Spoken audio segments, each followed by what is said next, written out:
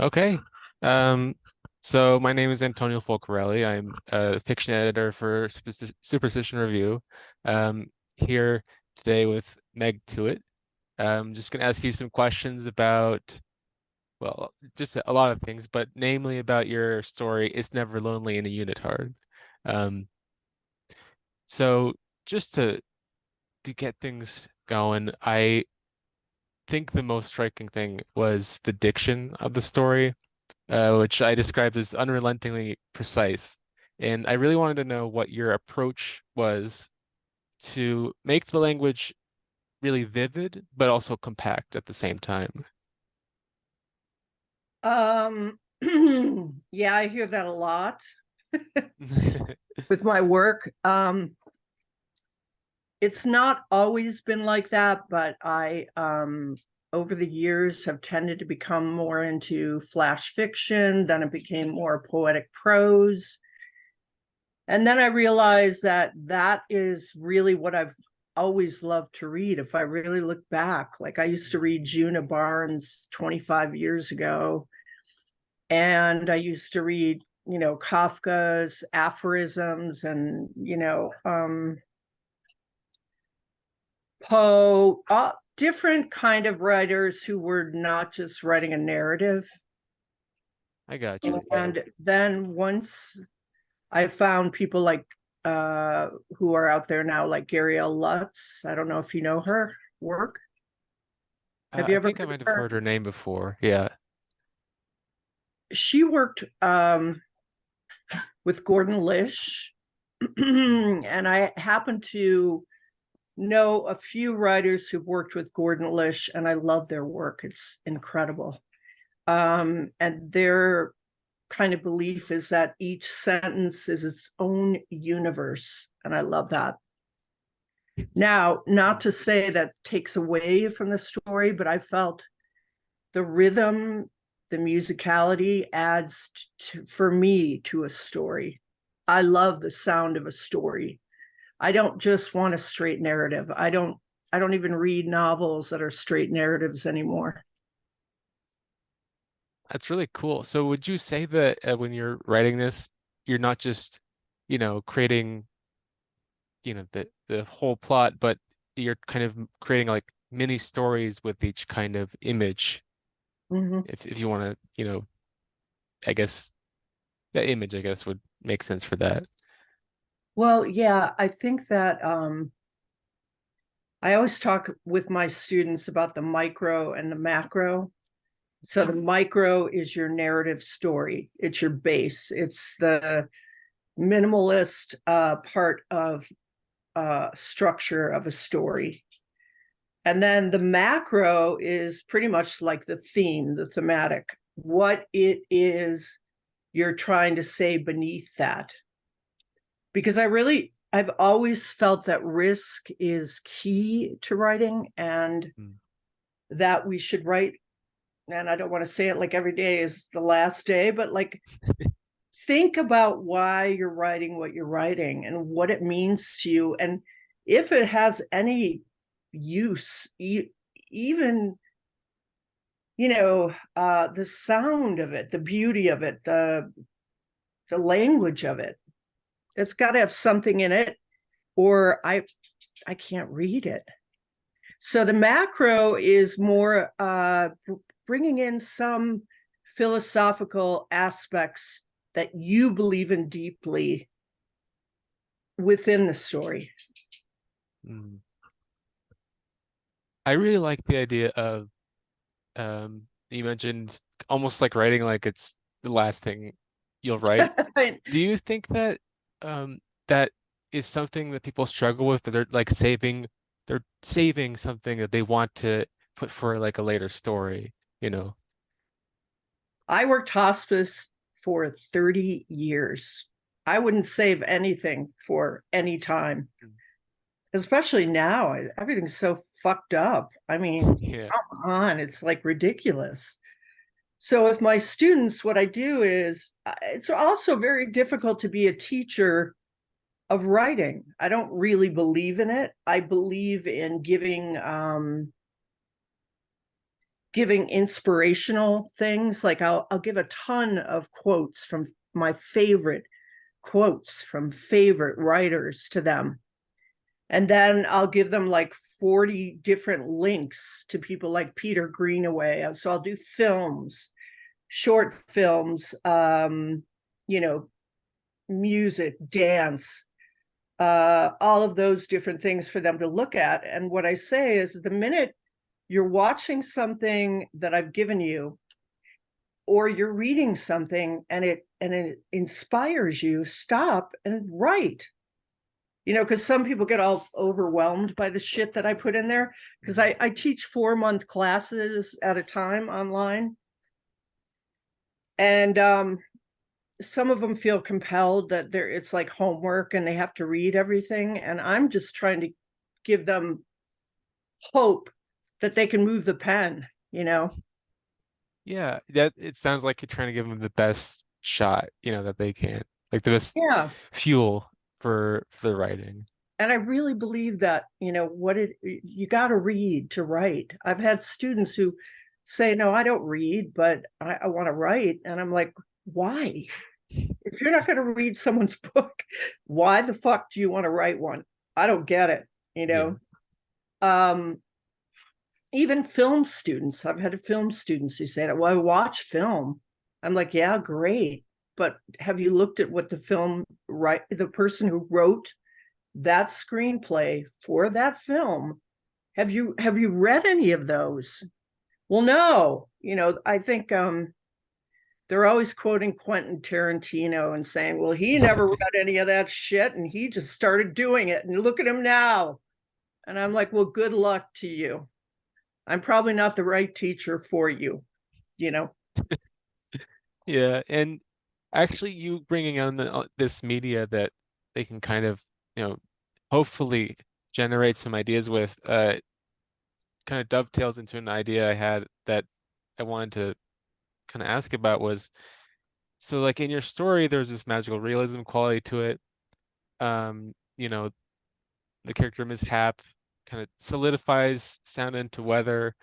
And I wanted to know if you had any kind of media that like influenced you to write that, anything that either at the time or just was really influential to you that made you want to incorporate an extra element of not just, really great imagery, but also this sort of like magical kind of otherworldly quality. Well, I kind of believe that if we're not creating, I'm not quite sure what can really transform our lives at this point. I do believe that everyone's got their thing they need to do. And some people like to go out and protest, and some people like to, be in large groups. I happen to not want to be near any humans. I have a bunch of dogs and cats, and I do have a husband human, but, otherwise, I don't really hang with a lot of them. I do online, of course, but it's getting harder and harder to do that in Mhm. large groups, even though I do teach also with bending genres. We teach, you know, and people come from all over the country for those, and those are really fun. But then I need a break afterwards. And Yeah. so what I tried to do with this was, why not create these two weird ass characters, one who loves to dance and one who is this vibrato soprano who comes in at the time when they had sort of like circuses that went around towns, Mhm. that could create weather change, that could create change. But through that change, I was talking about sexless marriages, and I don't know what else. I did type out that story, but I haven't read it in a while. But there were things in there about, yeah, that they're trying to break through all the shit, including the parched crops.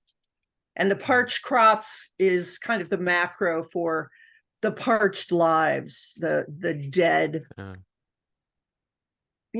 the dead reality of many lives. And Mishap is not a mishap that's her name. I see what you did there. Yeah.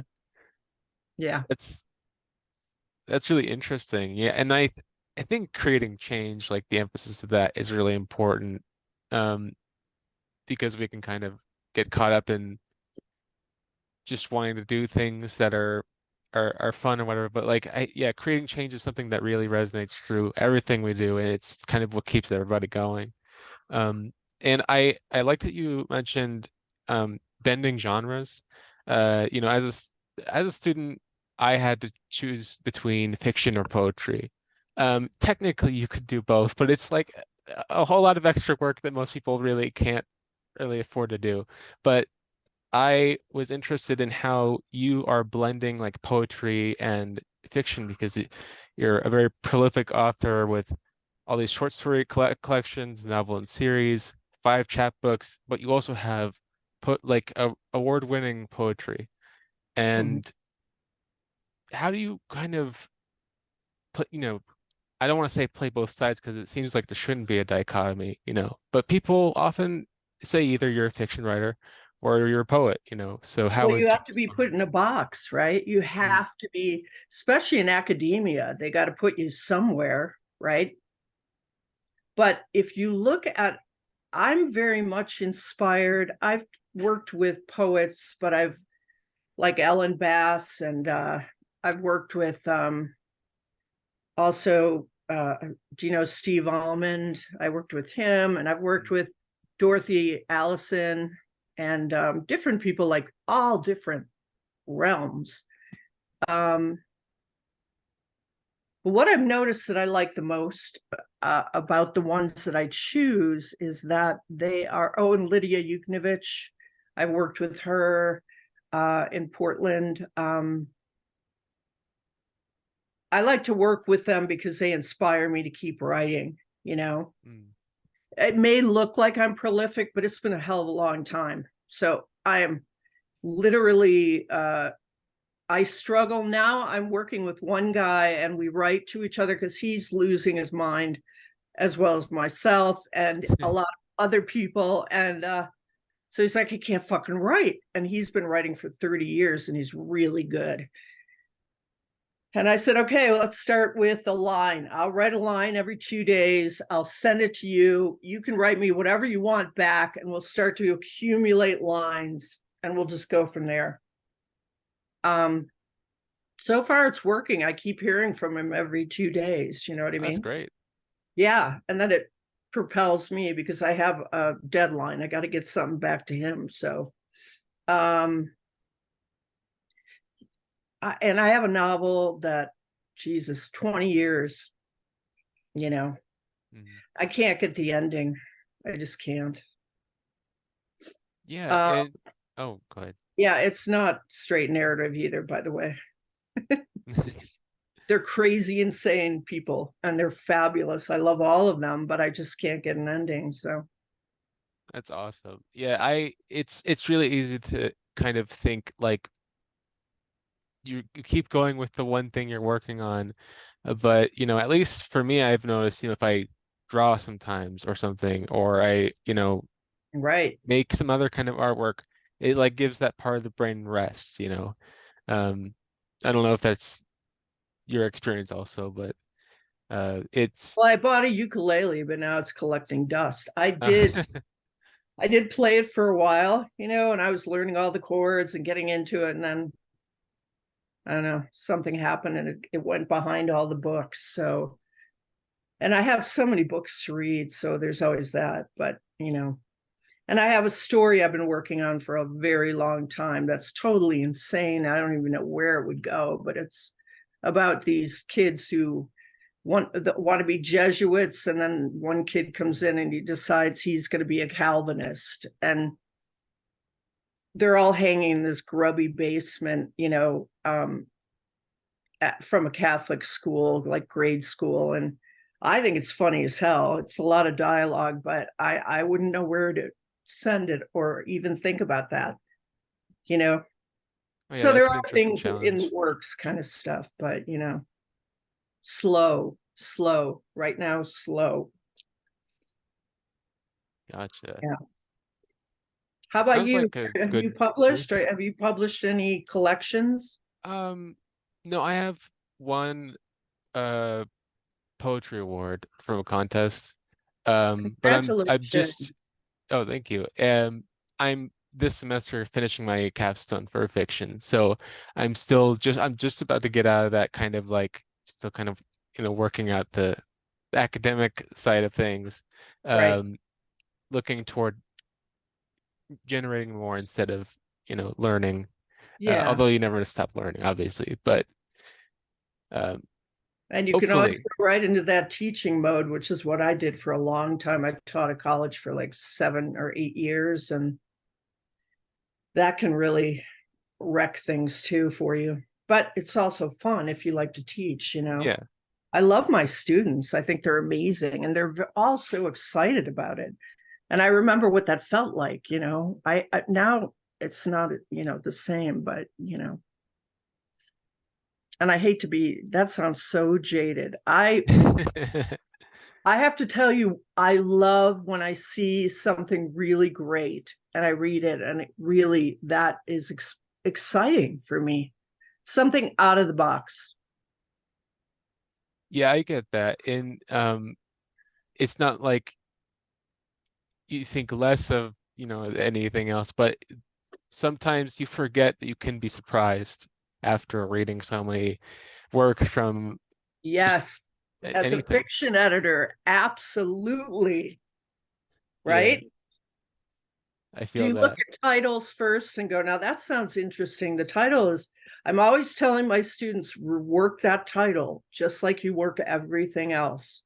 Oh yeah, a title can make it from like an A to A plus, or like a B to a A plus, like depending on how it works into the narrative. It's Right? really powerful. Yes. Speaking of kind of titles and what you're working on, I was interested in, so you have like a lot of chapbooks, a lot of projects, that you've worked on and you've published. How do you start to, I'd say, design them? Um, like do you keep it all together in a way that makes sense? Do you start with a theme and then work on it, or do you like take work that you've already made and then try to, which direction do you come in? This second. Yeah. I, Mm. I I don't know what the theme is when I start. Um the last one I wrote White Van, which is poetic prose, but it's written about women that go missing and kids that go missing or kidnapped. So it's really heavy material, and I had to do research with that one, a lot of research. But so once I got the idea in my head that it was called White Van, I knew where I was going with that one. But the Mm. rest of them, like I have one out now. I love chapbooks. I love them because you get to see a sampling of a writer, and Mm. decide if you want to buy more of their work. So basically, what I'll do is uh, write a chapbook in between collections or whatever I'm writing. So I have one out at a couple places. We'll see what happens. But if I think about that one, I already had a bunch of stories out there published and not. And then I always start to see some sort of thematic string maybe that goes through it. But I tend to write on the heavy side, I would say, more than the light. Um, since I did hospice for so long, I love to talk about death, and I love to get Mm. into people dying and how it's just as ridiculous sometimes as living, because it really is living into dying, right? So I just had a story published. Uh,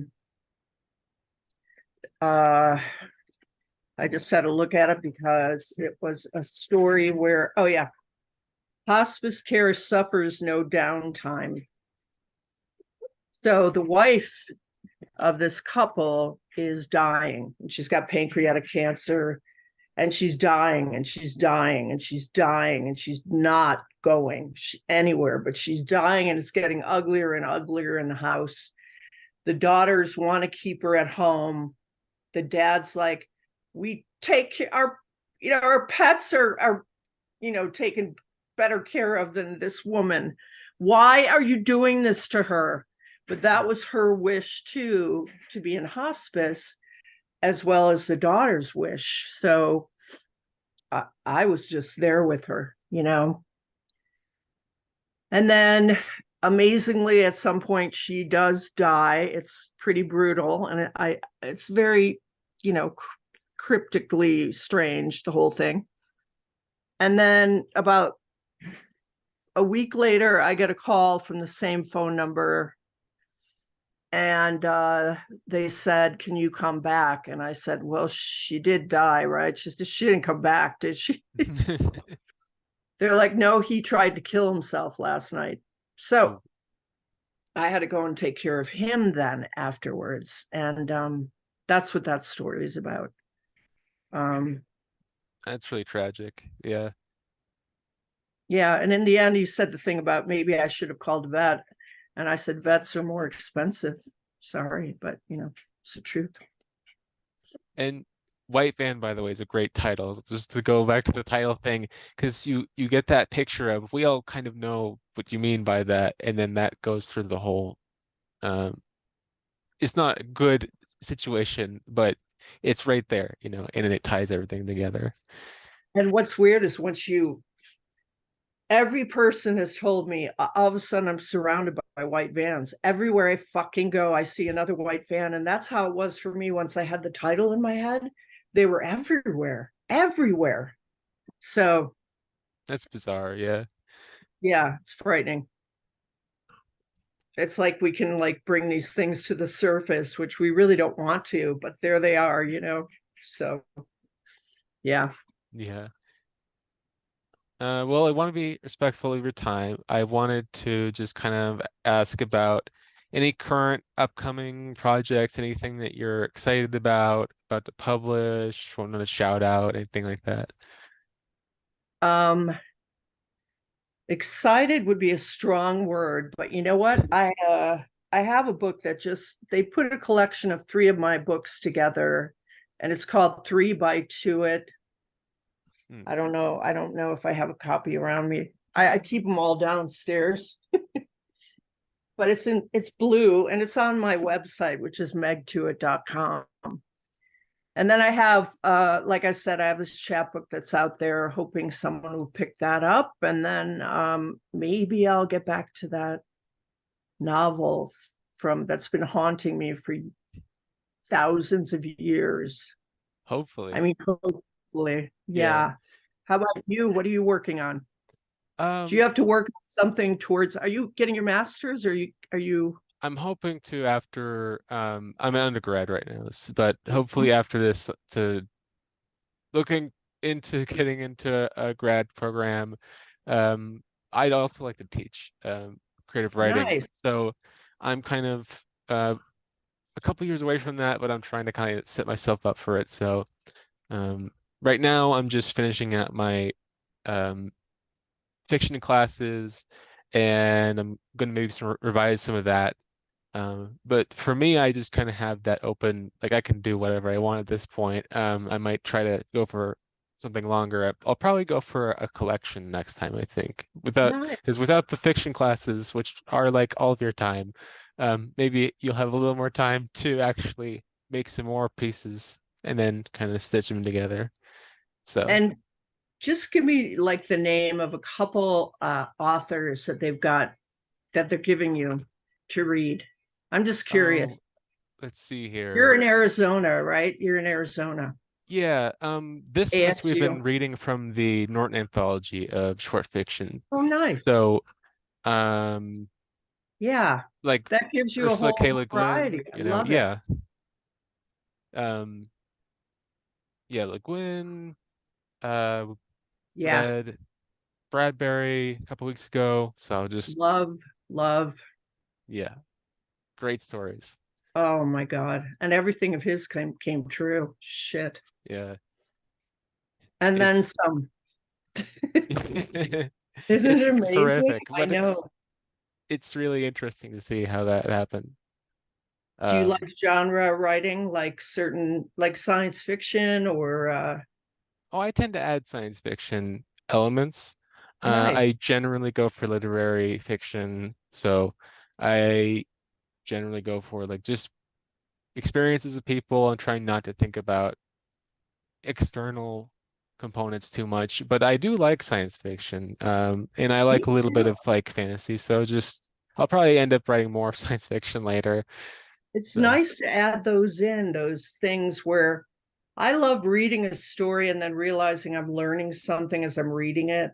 That is really great. And like one of my favorite writers who I got to know for a while, Kate Braverman, was an anthropologist and did a lot of work and was into science, and she was into physics, and all of those things came together to make her a better writer. So a lot of times I'll tell people go outside of it, you know, make sure you have an outside thing happening, yeah, you know. My make sure buddy you have works yeah. at a plant, like a oil refinery, you know, and Mhm. he's writing about that and he's doing really well. He just got in the Paris Review, and so those That's kind of things awesome. are really interesting. Yeah. To so keep your outside interests also. That's just what I'm saying as another teacher. Yeah, So because it's not easy, but it's better to try to write about something that you know about than to try to figure out what you're trying to write about and then make the writing better. Like the right, order of trying to add operations is a little bit like, you know, life experience first and then writing. So it. Well, you'll get that. I hope Just make so. sure you have a side job besides teaching. Get I'll out on keep the that in streets, mind. as they say. Get out on the streets. But Well, this has been an amazing interview. Thank you so much for your I time. really enjoyed talking to you, Antonio. So nice to meet you. Good luck with everything. Thank And you. I look forward to reading your first collection. Thank you. Good luck with the novel ending. Thank you. Oh, All right.